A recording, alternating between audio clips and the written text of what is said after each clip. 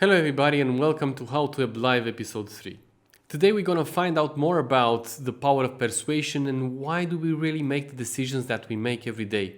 With our guest, Tim Ash, author of Unleash Your Primal Brain, and our host, Andra Zaharia, who is a marketer and podcaster. So, Tim is an international keynote speaker and he's also a best-selling author of both Unleash Your Primal Brain and Landing Page Optimization. He's been recognized by Forbes magazine and Entrepreneur magazine as one of the most influential marketers, and he's also helped many major brands such as Google, Expedia, or Humana, Siemens, Cisco, American Express, many others to develop successful marketing strategies. The show is hosted by Andra Zaharia, who is a content marketer with a passion for both cybersecurity and data privacy, but also she is the host of the How Do You Know podcast, a collection of interviews about the decision-making processes that we employ in our everyday life, both in a professional and personal context. So, what better host could we have hoped for? During this broadcast, you can ask questions to our guests in the chat, and some of them will be picked up and answered live. Big thanks to Bitdefender for powering this series and empowering our internet experience safety. Andra, Tim, welcome to How to Web Live. Good early morning from San Diego, California. I've had my caffeine. I'm ready to go. Well, then let's get right into it. I feel like we have so much to talk about. I cannot wait to get to explore just as much as we can from your know-how and experience and talk about your latest book. So we'll go straight into it, shall we? Sure. So as a persuasion and marketing expert, you've spoken at over 200 events. You've headed a respected digital agency, SiteTuners, as CEO. And you recently launched your second book, Unleash Your Primal Brain, after authoring Landing Page Optimization, which sold in over 50,000 copies. So now that you've had this incredible experience that spans over 25 years, Hey, and that worked on makes me many. sound old. I don't know about that 25-year part. We'll just keep it between ourselves and everyone else who's watching. So after working kind of on this incredible range of projects and brands and assets, why do you think marketers should be interested in evolutionary psychology, which is what your latest book is all about? Yeah. So before I start, it's like to say I've written 3 books. So the landing page optimization book, this is actually the second edition. And the way I count books is by how many years of my life I've put into them. So each book has taken 2 years of my life. So I remember all 3 of them and giving birth to them. But to answer your question, I think that, as you know, I ran my agency SiteTuners for over 20 years and founded it. And now it's handed off to some terrific business partners and they're continuing it. But we created over 1.2 billion in value for clients like Cisco, Nestle, Facebook, Google, hundreds of others. And the thing that it was a CRO agency, conversion rate optimization. And the principles that we used are basically grounded in persuasion and neuromarketing. And I consider that to be the durable stuff. I'd say most of that value came from durable principles of psychology. So if you want to understand as a marketer how to influence people, maybe you should understand what you're influencing, which is the human brain. And so we tried to do stuff that worked in most situations that we could reliably count on. And I think so any marketer who's focused on the technology and I don't know, Twitter this and virtual reality that, and I don't know, tomorrow it'll be hologram suppositories or implants and we're all going to be Borgs. I don't know, but whatever the technology is, we're still trying to influence the human mind and that part isn't changing. So if you want to have a great career as a marketer, figure out how persuasion works, figure out how human beings make decisions, and then apply it to the right campaign and the right technology. So this book, this new book, Unleash the Primal Brain, isn't strictly about marketing, but if you read it for that with a marketing mindset, you'll certainly learn a lot. It's the foundational why behind our behavior. I can definitely attest to that. I've read the book. I absolutely loved it. I found it so helpful, so enjoyable, so packed with tons of insights and tons of things that you can Thank you. experiment with, especially on yourself, because I feel like it brings that level of self-awareness that we need to be great marketers. So this is kind of a very counterintuitive approach, I guess, to what mainstream marketing kind of promotes, which is a lot of trends, a lot of changes, and we're caught up in this cycle of doing and trying to keep up with things, when you're actually telling us that we should stop and look beyond all these layers and look at what's not changed in the past 100 years or more, How a lot about more actually. some of the stuff that's in our heads right now is hundreds of millions of years old that we share. So what I try to do in the book is kind of retrace the evolutionary arc and talk about what we picked up along the way and that we share with earlier forms of life. So for example, people talk about, dopamine and the fact that we have our phones and we're sitting there waiting for that next little instant message to come in or something like that on social media. And okay, that's a distinctly human thing. We kind of anthropomorphize things and think they're about humans, and they're not. Dopamine we share with insects, with fruit flies, for example. Hundreds of millions of years ago, all life on Earth figured out that dopamine might be useful as a way to kind of give you incentive to reach survival goals, and it still works for us. So to think of it as human is a mistake. So I try to kind of layer in all of the early life stuff, and then at the end, what makes us uniquely and bizarrely human. And that's extremely interesting. And I think it's extremely thought provoking, especially because everything that we do, whether it's building products or companies or teams or campaigns, it ties into these behaviors, these built in mechanisms that have been keeping us as a species alive and thriving throughout so many changes in so many years. So you talk a lot about emotion, let's say, versus logic in decision making, and that's definitely a topic that I would like to kind of dig into a little bit. So these behavioral traits, they don't really change over time. What would you say the role of emotions versus logic is in the choices that we make? Wow. Well, I start the book, the very first chapter is called The Lie of Rationality. So you can kind of see where this is going. We have this philosophical tradition going back to the ancient Greeks and earlier probably about the fact that what makes us unique is logic and reason and the ability to delay gratification. And we have to somehow tame the wild horses of our emotions. But what makes us qualitatively better and superior to all other life on Earth is this logic. I think Descartes in the 1700s said, "I think, therefore I exist." And as I put in the book, we're all his philosophical grandchildren. Well, in fact, logic isn't even what our modern part of the brain is for. The modern part of the brain is to help us model complex social relationships. The cerebral cortex is there to say, okay, we have a close group of 100 to 200 people. So if I were to do a really bad job on this live event with you, and that gets back to the people at How To Web who are business partners with another person I'm thinking of doing a webinar with, it's to model all of that complexity, our place in the tribe, if you will. And so it's there to spread social knowledge and culture and things like that. And actually, very few people contribute to logic or science. I personally think a lot of those people are on what's called the autistic spectrum. So instead of paying attention to social cues, they can use all of that horsepower to make scientific and artistic advances. And the rest of us basically just spread that knowledge around by socializing it. So our quote unquote logical modern brain is there mostly for social reasoning. In fact, if you're not doing 2 + 2 = 4, it instantly within a fraction of a second goes back to modeling your social world automatically and subconsciously. You do that while you're awake. You do that by simulating things in your sleep. So we're very hyper social creatures. So as far as emotion goes and decision making, which of course we as marketers all care about, you literally can't make a decision without emotion. There have been some people that have certain specific kinds of brain damage where those logical centers and reasoning centers are disconnected from emotion. They can't decide. So our reasoning mind gives us options, And our emotional mind immediately narrows that down to a set of actionable choices that we have. Without it, we'd be overwhelmed with options.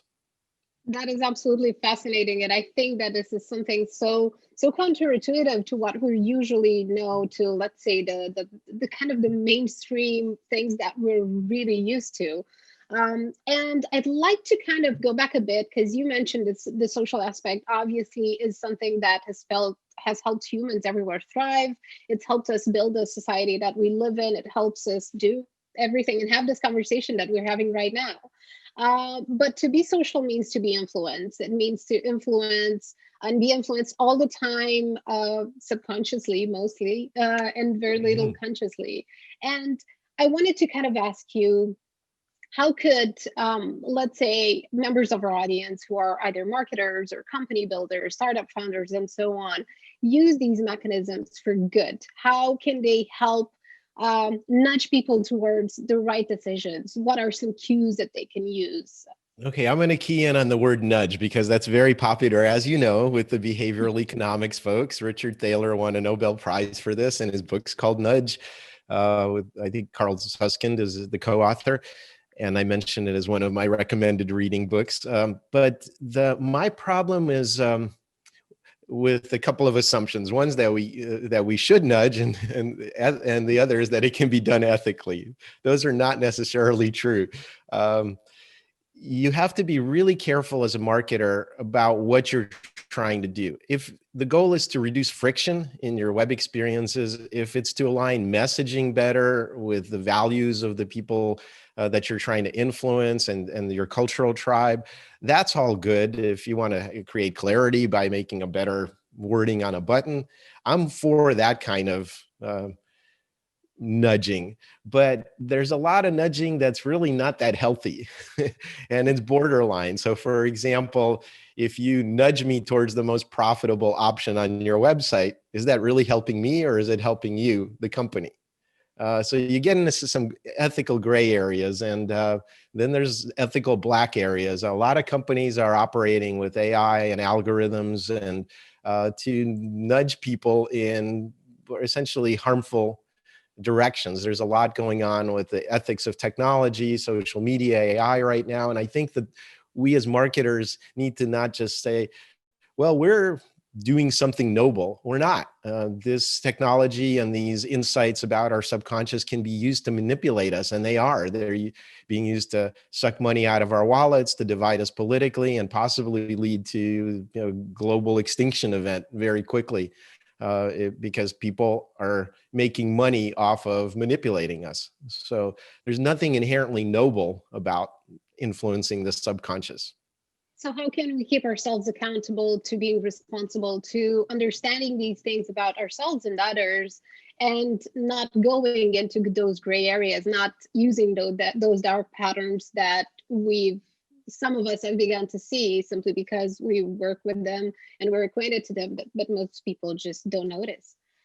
Yeah, so I think that as marketers, my point is we should be thinking about this in the back of our minds all the time, and sometimes saying to management, "No, we can't do that because that's manipulative." I don't think chasing money is the ultimate goal or what serves us as human beings. Marketing is a profession. We're all human beings, and we're all in this very fragile boat we call the planet Earth together. So that's some of my quick philosophy. But there is a lot that we can do to influence people ethically. There's some general strategies as we as marketers, I think, often don't think of using because we're ignorant of how the subconscious mind really works. So how has helped you, you've gathered all this body of knowledge and you've put it into this amazing book. How has it changed so gradually as years gone by, as you've read so many books, gone through so much research, did so much research of your own? How has it changed the way that you work? And obviously, we've heard that you've had incredible results, but how has it changed your approach to your work as a marketer and as a builder generally of companies and teams? Well, I'd say it's actually helped me on 3 different levels. I mean, this book is really not applied to marketing, as I mentioned. It's kind of a basic operating system, being human 101, if you will. And so it applies to business, to leadership, marketing, persuasion, sales, all of that, but also relationships, community building, tribes, culture, things like that, intimate relationships, gender differences. And finally, to personal development. If you understand how you work, what your habits are, where your compulsions and impulses come from, you have a clearer picture of yourself and how to live in this world. Part of my reason for writing the book was actually to kind of level the playing field from these big nameless corporations and governments that are taking advantage of us. Right now, they have the behavioral scientists and the statisticians and the AI algorithms. And so we're just kind of bringing the proverbial knife to a gunfight. And I just want to even up the odds for us as individuals to be able to say, hey, this is how my mind really works. And this is how I can kind of counteract maybe some of this stuff or take myself into account better. But from a marketing standpoint, I've learned to use, I guess you'd say, ethical persuasion strategies. And I can give you a couple. As marketers, for example, we commonly say that we only want to do positive messaging. If you use our product or service, you're going to have whiter teeth and be better looking and get a great mate and make a lot of money and be happy. So we make those kind of positive promises when in fact our brain doesn't keep happy chemicals in it very long. Those are just to give us little nudges, as you put it, towards survival goals. Most of the time, it's actually scanning for danger, and it's much more attuned to loss and to fear and things like that than it is to upside. And a lot of marketers say, well, that's off brand for us. We don't say negative things. And I would say that's really, really stupid. You're fighting with both hands tied behind your back. You should talk about the negative. You should say, oh, what's your life like right now? It's really, really awful. Oh, by the way, it's a lot worse than you think because you didn't think through all the implications of how bad it is. And only then do you present your solution because, as I put it, it's the same in working out. No pain, no gain. If I can't create a pain in you as a marketer to move you off of your comfortable spot, I'm never going to create a value proposition that makes you pay a lot of money for something. So start with the pain. Don't be nice. Don't tell them how wonderful life is with your solution. Start by saying your life sucks right now, so you need to do something about it to change it. And then it's worth a lot more to them to change it. That is, to me, is very interesting because we talk a lot. So there's generally, let's say, the mainstream conversations includes talking about fear, the fear of missing out, fear, uncertainty, and doubt, used in so many contexts, and it's been used so extensively that we feel that people have become slightly immune to it. Or they're just so kind of oversaturated with this type of messaging. So how do you stand out if you're kind of trying to play into this issue part to get people's attention, to get them to react, to move them out of their comfort zone, and then move them towards a positive outcome? Well, the other thing that's important to understand here is our brains are very expensive to operate, even compared to our closest cousins, pygmy chimps and gorillas. They use about 8% of their resting metabolism energy to power their brain. We use about 24%. So 3 times as much energy. So our brain is a very expensive thing to operate. And that newest part, the cerebral cortex, is actually the most expensive. So we kind of keep it on standby most of the time. So the default for us is to do nothing. It's to just keep going in the direction we're going. So as marketers, we first have to move somebody off of their comfortable spot in order to get them to change their behavior. And like I said, there's 2 ways to do that. You can motivate me by fear and loss or gain. And fear and loss is about twice as effective.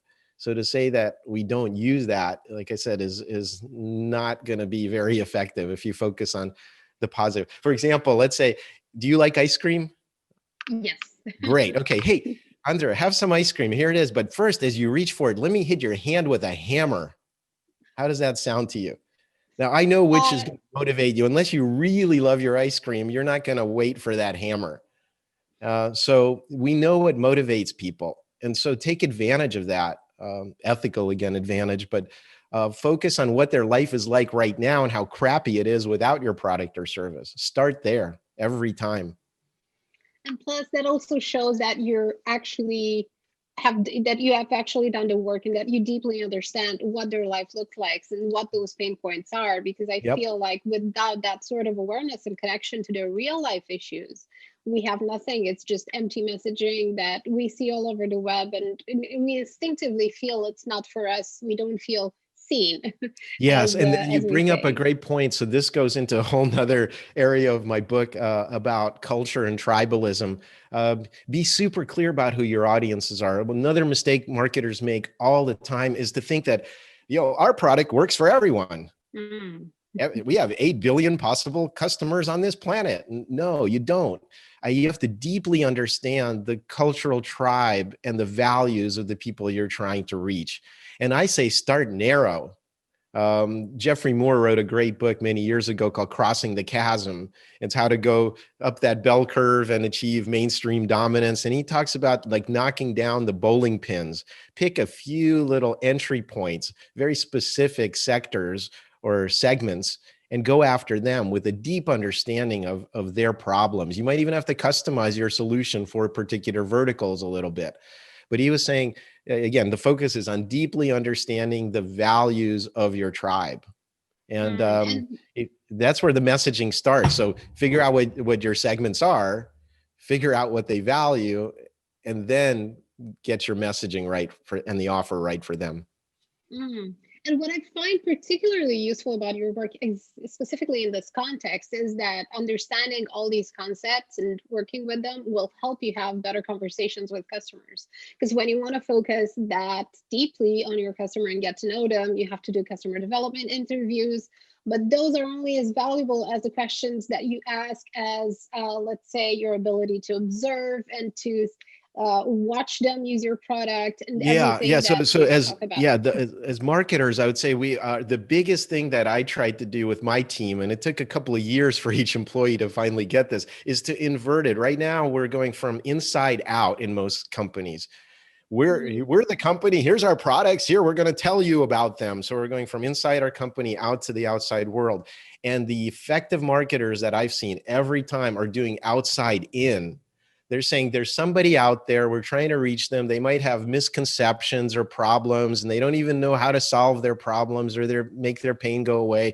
And we have to be useful to them. So that means customer journeys, content marketing. Even if we can't make money off of them right now at the bottom of the funnel, how do we guide them towards a solution?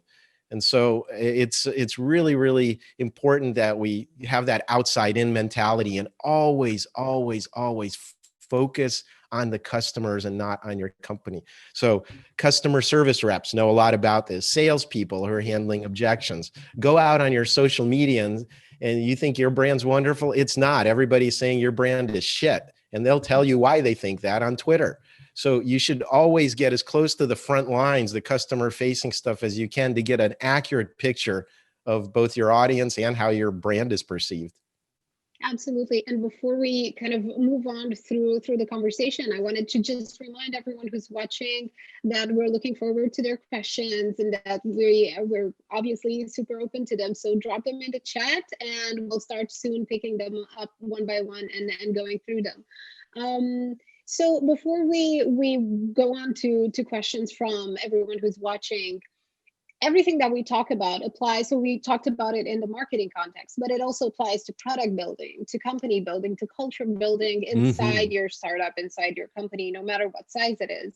And that's the beauty of everything that you researched so well and kind of encapsulated and summarized and captured all this value that you delivered in a way that's very fun to very enjoyable and obviously very educational, and all these concepts. So I wanted to ask you, from all, let's say, this body of work, what are the triggers, I guess? What are the buttons that we can push ethically to get people to pay attention and to break out of the noise in a way that's meaningful and that's helpful?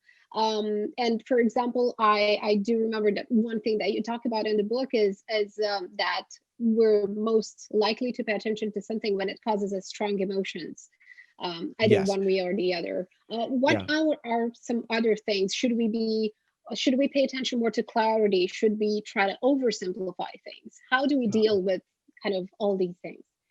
Yeah, I think one of the things that we pay attention to a lot because we're such highly social creatures is social proof. Robert Cialdini, who was kind enough to blurb my book, is well, one of my professional crushes, I guess you could say. He's done a lot of research in persuasion on the sales side, and again, because we're so highly social, we like to actually see what others are doing. We don't even trust our own direct experience. Let's say you're in front of two restaurants before the pandemic, and one has no line and the other one has a long line out the door. You're going to get in the line and wait to get into one restaurant, and you're going to think the other one's bad because no one's going there. So we look for social proof, especially when we're uncertain. This is really important. In times of uncertainty, we will look to our cultural tribe or group for cues of how to behave. We'll even override our direct experience and focus and fall back on that cultural knowledge and the tribal knowledge. So anything you can do to, as seen in the media, or we're good corporate citizens, here's some seal of approval, or lots and lots of people have used this and had a good outcome, here's a bunch of testimonials. Using social proof like that is very, very powerful, and I think is a pretty much a universal tactic. Now, it's important to make sure that that social proof is in a form that your tribe cares about. So if I say, hey, watch this great video on Facebook, my kids are like, Dad, you were born in the 80s or something, we're watching TikTok, so, you have to make sure it's in the right container to reach your audience, of course. It absolutely is. And I had a kind of a follow-up question to that. Given that we're so prone to following social cues when we're in an uncertain environment and we need kind of guidance, do you think that can stifle innovation? Because there are many companies who want to, and I remember a cartoon from Tim Fishburne, the cartoonist, who was like, yes, let's innovate, but has anyone done it before and what results did they get? Companies often look to that. Do you think that this is potentially something that might drive innovation down in the coming years as we're, well, obviously trying to survive, adapt, and so on? Oh, I'm not sure I quite understood the point of your question. Can you hit me again? Sure, of course. So I was kind of trying to understand if this orientation towards looking at others for social cues will make us, less innovative, less brave to try on new things and kind of push the boundaries a little bit. Well, I think you're describing a difference between making new products and what we buy.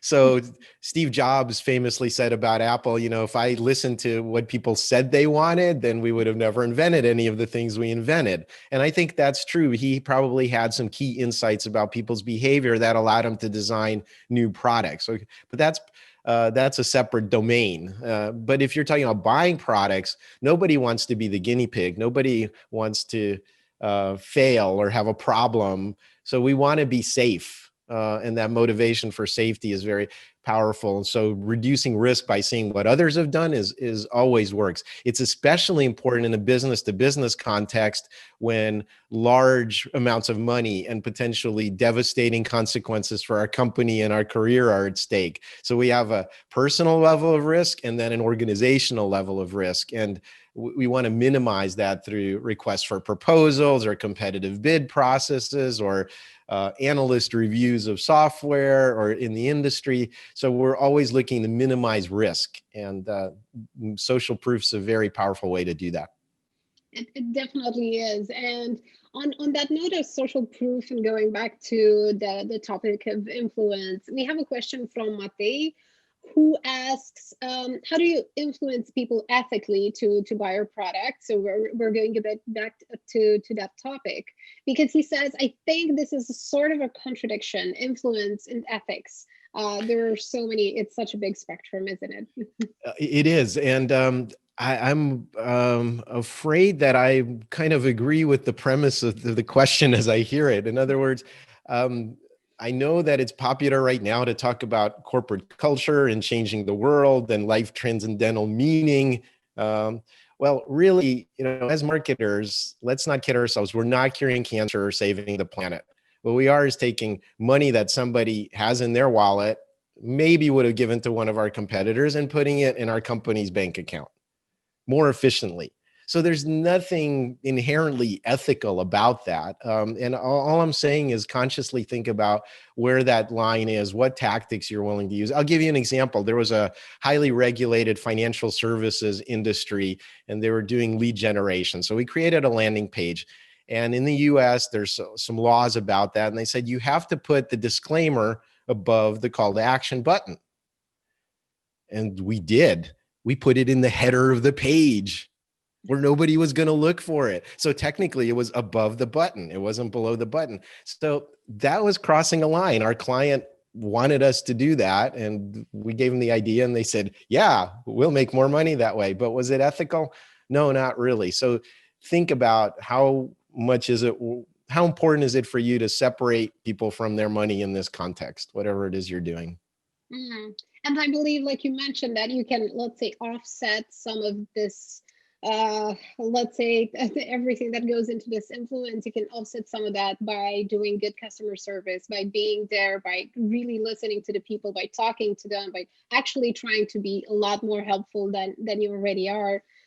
We have an amazing surplus of products in some verticals, but a dire need for innovation in others, like medicine, like well, generally healthcare, the environment, and so on and so forth. There are so many areas that I feel could benefit from doing, driving that level of innovation, of product building, of solution building, because otherwise we're going to start becoming vulnerable in some points, and we can clearly see all of that today.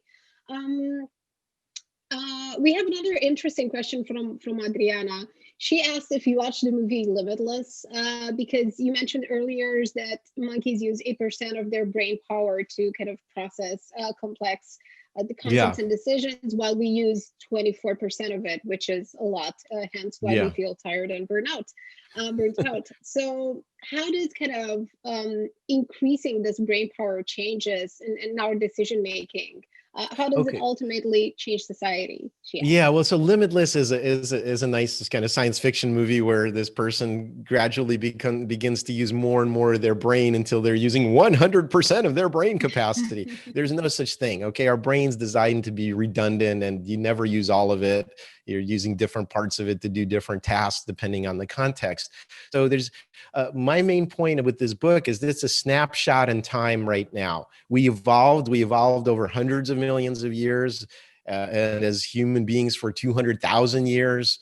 And effectively, we're frozen in time. And before the global climate extinction event, nothing's going to change on an evolutionary level. So we have to use minds that develop for hunter-gatherer, small groups, and use them in these incredibly complicated civilizations with billions of people on the planet.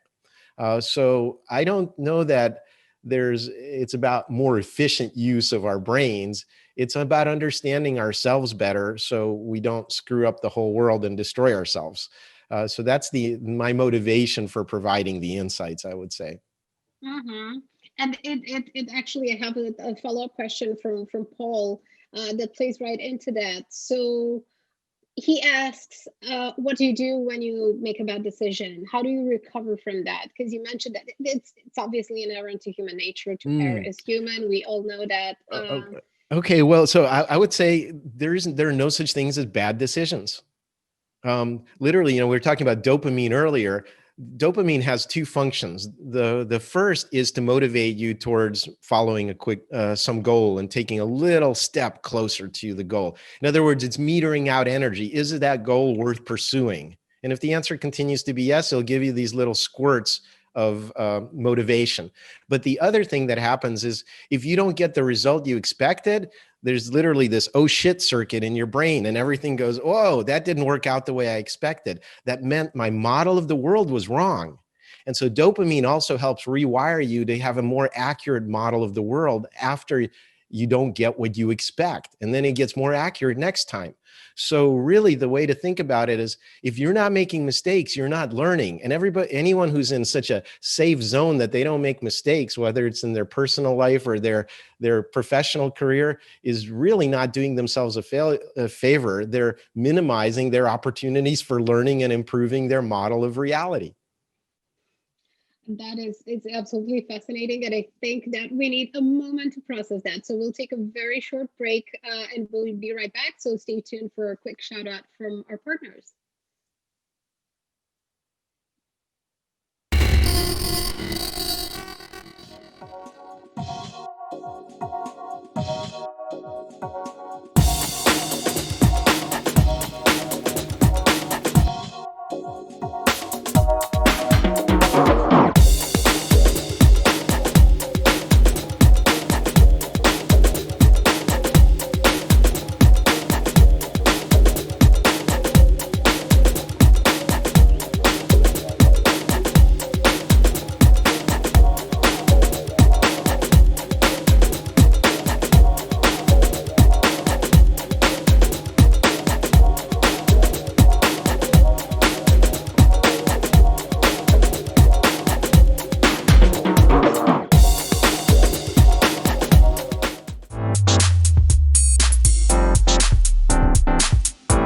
Our story began in 2001 with a brave plan to secure every bit there was. The momentum Bitdefender has built over time grew exponentially in more than 150 countries. The core were our pioneering products, proving themselves reliable and innovative time and time again. Millions of people across the globe trust our technology to keep them safe on a daily basis, whether they're at home, in the office, or on the go. Providing innovation and unmatched services for our customers is our duty.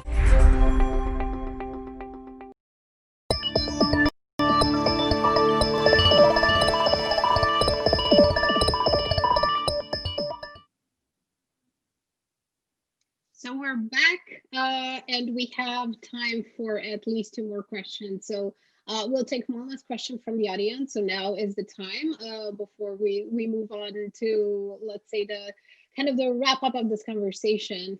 And we have a question from Corentin. Do you have any recommendations or methodology about selecting a market segment? Well, so if you were to design any product you wanted, I would look for characteristics of it, of loyalty. So this goes back to culture and tribalism. If you have the point isn't which market segment to use, it's the how motivated and loyal people are. If they passionately care about something. So earlier, we were talking about the fact that I'm a cat person. There are other people that are dog people and have been their whole lives. You know, you're not going to change my mind about being a cat person. And I'm very loyal as a cat person. And dog people are even more loyal, I would say, to being dog people because they have a higher commitment, like picking up their dog's poo-poo every day. I don't have to do that with my cats. They just go outside.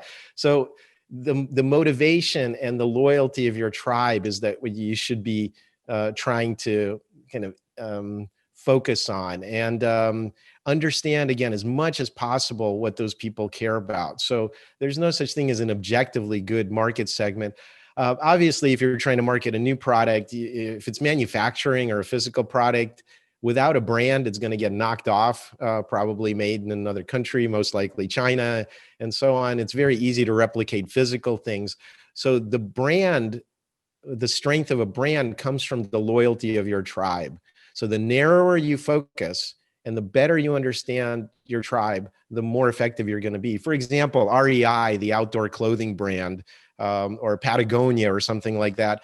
I know the politics of those people. They care about saving the planet. They care about not polluting. They care about green life. They might be into other healthy self-care activities like yoga or something else. Just by knowing they're a loyalist to the Patagonia brand, I know a lot about the cultural tribe.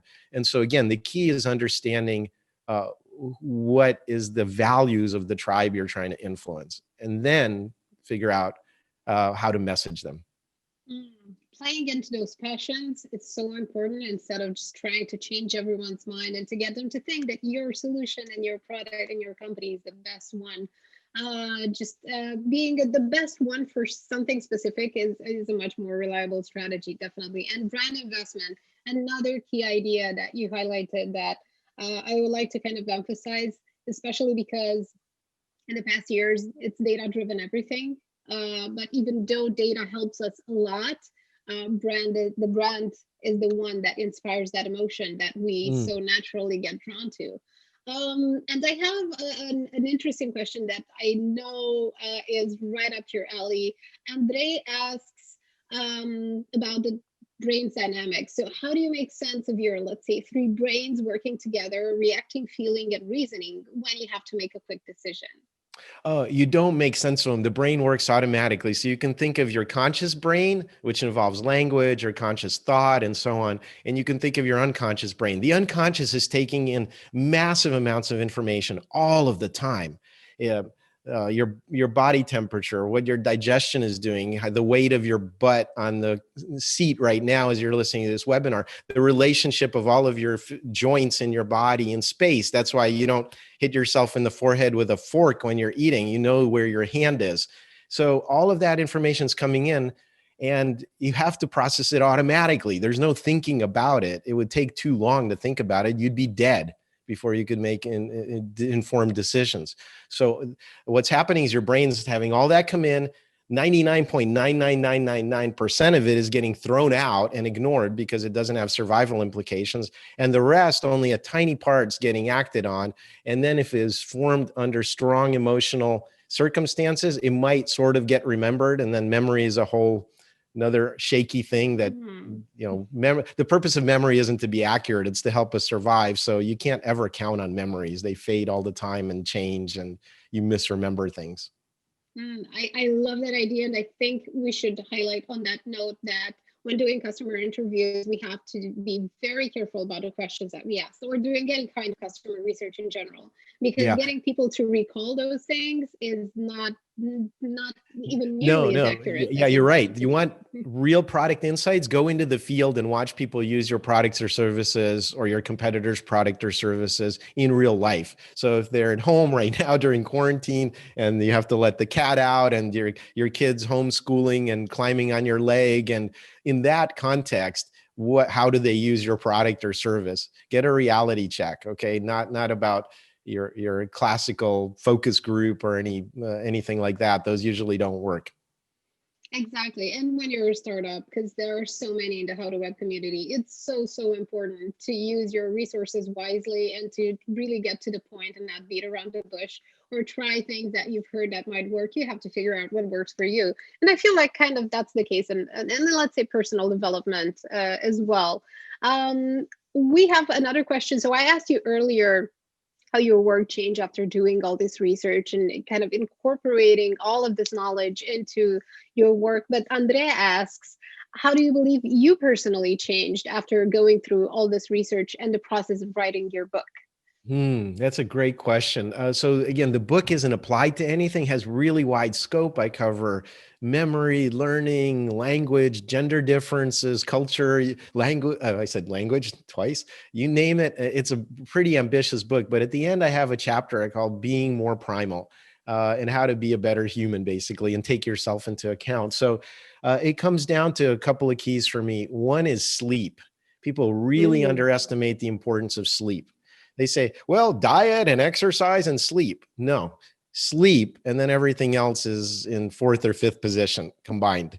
So if you're not getting 7 to 9 hours of sleep, you're really screwing yourself. It's daily life support. And other animals, and like I said, I'll take our closest cousins as an example. Apes sleep 8 to 10 hours, 10 to 15 hours a day. We sleep only an average of 8. And our sleep is much more intense because it has to recalibrate us for all those social interactions the next day. So cheating yourself, going from 6 hours to 7 to 9 hours, you're really cutting off the biggest chunk of what's called REM sleep, which is a critical type of sleep at the end of the night because it's tail weighted. So you're killing yourself. You're also going to experience the world the next day as more aggressive. You're going to misread people's micro expressions. You're going to not be as creative. Whatever physical skills or conceptual stuff you learned the day before won't be learned. So stop cheating yourself on the sleep. Stop binge watching stuff. Put your freaking phone down. I don't even keep mine in my bedroom at night. Get to sleep. And yes to all of that. So such a strong yes to all of that, especially because I've gone through more than one burnout, unfortunately, and I felt exactly the way that you described this. I felt all these things. I've tried to work on them in various ways. And until I could get myself to sleep well, I couldn't fix, let's say, any of the other things. They're so connected between them. And indeed, that's why we make better decisions after we sleep on it. All the Mhm. kind of these sayings have a reason. They may be kind of cliche, but they're true. And they've survived such a long time simply because they're true. Um, Moving on to the next question, and just going back a bit into the idea of ethics. Christina asks, thinking of large scale sustainability, what do you think is more important to encourage? An ethical marketing strategy or an ethical product? Well, Stephen Covey has a great book, and one of his basic principles is begin with the end in mind. So start with the goal you're trying to achieve. My goal is for us not to destroy the planet. So I start with that goal. And so again, I may be a little cynical, and I'm going to say something that's controversial to an audience of marketers, but we're all, caught up in this bullshit of growth and growth hacking and market dominance and unicorns and pivoting and scrumming our way to success. All of that stuff is unsustainable. So if you look at, what our biosphere can sustain and how we're consuming things on the planet, my goal would be as a marketer to apply this not to products or to marketing strategy, but to goals like sustainable living, like to correct energy usage, to more building of community. You can be a marketer, but you can use it for social influence or in government or working for an NGO, a non-governmental organization, and or by volunteering and helping organizations that are doing good in the world market, in effect, things that are in line with your ethics. And so it doesn't have to be in the commercial world, is my point. And even in the commercial world, we should think about, whether hypergrowth should be the goal and break out successful products. So I know And that that's also, philosophical, but and maybe against the grain of what most people are thinking. But I believe that's because we're not seeing this cliff we're driving towards very quickly. that is true, and I think that this is kind of one of the reasons that we kind of brought us all together here, because we're looking for answers and we're looking for meaning. And I believe that using our skills and our knowledge and our expertise for these things, either part of our work or as a side gig, a side thing, or whatever form it is, can also make it a source of meaning for us. And I saw this craving of meaning, especially in the past year, where people got disconnected from their teams. They started working alone, and then they realized that maybe their jobs aren't as important as they thought they were. Maybe they're not making as big of a difference that as they wanted. So I think that this is definitely, these are some of the key questions that we should Yeah. be asking ourselves. Yeah, I mean, and one of the worst things you can do for people is to isolate them. So keeping them in maximum security prisons and their own individual cells for 23 hours a day is, I believe, will be looked at in the future as very inhumane. We need connection. There was a very famous study in the US that's been running for 80 years, tracking Harvard graduates and their cohorts from the poor part of Boston in the same city. And what they found is, in terms of life satisfaction, happiness, health outcomes, the most important thing is your degree of social connections, by far. And if you don't have that, it's the medical equivalent of a 2-pack a day cigarette smoking habit, medically speaking.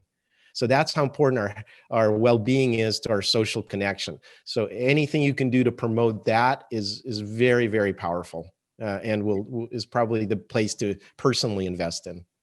Absolutely. And thank you for investing in this conversation, because I feel like you managed to convey that level of energy. You managed to come across, you're on the other side of the world, but we definitely feel that you're present here in this conversation, that you're giving us your best self. And that is something that we deeply treasure, and something that it's very transformational. And to tie in a quick question that I got from Vladimir, he asks how doing my podcast helped me make better decisions. And I wanted to use this specific example, this exact moment. This is what changed everything for me, because I got to feel this level of connection. I understood the importance of aligning yourself with yourself, cultivating that self-awareness, figuring out what your strengths are, and figuring out how you derive that meaning and a sense of achievement from your work that's not tied to numbers that you can find in analytics. That's basically having a deeply let's say a deep conversation that connects to people and that brings kind of amplifies the good in each other. Yeah, And I it's feel like interesting. that's a huge Yeah, I win. just want to add something quick. About a year and a half ago, I went through an initiation retreat through an international organization called the Mankind Project. I highly recommend it to any man to show up as a kind of a complete human being. And one of the things we developed as part of that was a personal mission statement. I've done that before in my life, but this one really resonated for me because of the process we used to get there. So my personal mission statement is, I create a world of peace, safety, and love through joyous expression and service. And That is beautiful. when you're on mission, hopefully you've sensed, like what you said is in this conversation, I feel very much on mission right now, sharing this with you and with the audience. But mission and purpose is just as important as that social stuff I was talking about. Again, they've shown really strong health outcomes and life satisfaction outcomes by just having a purpose. It doesn't even matter what it is, just living for a purpose or having a mission. And so to me, my mission is my North Star. It's not a goal I can achieve like making money or something. It's the striving to be a better human being and knowing what direction I'm going in to do that. Mm. That is a very powerful example, and thank you for sharing that with us. I feel like this is a process that's been accelerated, like many of other things that we see around us, not just through the use of technology, but through, let's say, this identity crisis, I guess, that the whole planet is going through in one way or another, no matter our age or context or background. It's just something that you can definitely feel, and there's a ton of research on that as well, and there are so many explanations to why this is happening, and also clues about how it might evolve based on the information that you talk about in your book and all of the concepts there. So we're gonna go to our last questions, and thank you for everyone who asked all of these very meaningful and important questions. I'm sorry we can't kind of incorporate them all, but I highly encourage you to read Tim's book and to try to work towards answers by kind of exploring all his work yourself. So my last question is, where can people find you and dig deeper into your work? Where can they find your new book? How can they build that connection with you? If you're interested in public speaking and keynoting, if you want a really honest look at your website and what's wrong with it, one of my brutal guaranteed website reviews, all of that information is at timash.com. That's pretty easy. The book is, I'm holding a physical copy in my hand, but these are not widely available except the Australian edition. So if you're in Australia or New Zealand, you can actually get the Booktopia edition of the book right now. But ebooks, the audiobook narrated by me, so I hope I'll make that entertaining for people, and the autographed pre-release copies, these won't be out till April, you can get directly at primalbrain.com, which is the website for the book. If you want to see the full table of contents and other information about it, that's all there. So again, like I said, I view this as going way beyond marketing and into just being a whole human being, and this is my attempt to give back to the world. You've definitely given us so much today, so much of your energy, so many of your insights, and you can feel that honesty and transparency. And I hope that we can together cultivate these values further in the community and apply them to our work, to how we interact with one another, to how we build things together. Thank you again for being on How to Web Live. It's been an absolute pleasure talking to you, and I'm really keen to see what everyone thought of this session and see what they make of it going forward. So thank you again, Tim. Oh, it's been my honor and my pleasure, and thanks for everyone for taking the time to listen in. Thanks for tuning in. Join us again for the next episode on October 22. Until next time, stay curious.